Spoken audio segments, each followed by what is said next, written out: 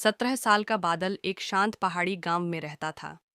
साहसी और जिज्ञासु स्वभाव के कारण वह हमेशा अनजानी जगहों की खोज में रहता।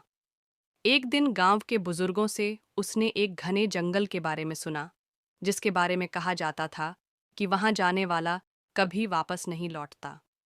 किंवदंती थी कि उस जंगल में रहस्यमयी भूतियां ताकतें बसती हैं। बादल ने ठान लिया कि वह इस जंगल का रहस्य जरूर सुलझाएगा।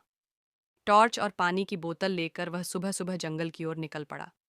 जैसे जैसे वह पेड़ों के बीच गहराई में बढ़ता गया, रास्ता धुंधला और डरावना होता गया। हर कदम पर पत्तियों की सरसराहट और पक्षियों की अजीब सी आवाजें माहौल को भयानक बना रही थीं। दिन ढलने लगा था। सूरज की रोशनी पेड़ों की टहनियों से छनकर जमीन तक पहुंच रही थी, लेकिन जंगल के भीतर अंधेरा घना होता जा रहा था। बादल ने अपनी टॉर्च जलाई और आगे बढ़ा। तभी उसे पेड़ों के बीच एक चमकती हुई रोशनी दिखाई दी। ये क्या हो सकता है? उसने मन ही मन सोचा। जैसे ही वह उस रोशनी के पास पहुंचा, पेड़ अचानक हिलने लगे। ऐसा लग रहा था मानो जंगल खुद जीवित हो गया हो। घबराकर बादल पीछे हटने लगा, लेकिन उसका पैर जड़ों में फंस गया। वह गिरते गिरते बचा। धुंध अब घनी हो चुकी थी। बादल ने टॉर्च की रोशनी इधर उधर घुमाई। तभी उसके सामने एक पारदर्शी, चमकती हुई आकृति प्रकट हुई। वह आकृति हवा में तैर रही थी। उसका शरीर धुंध से बना हुआ लग रहा था।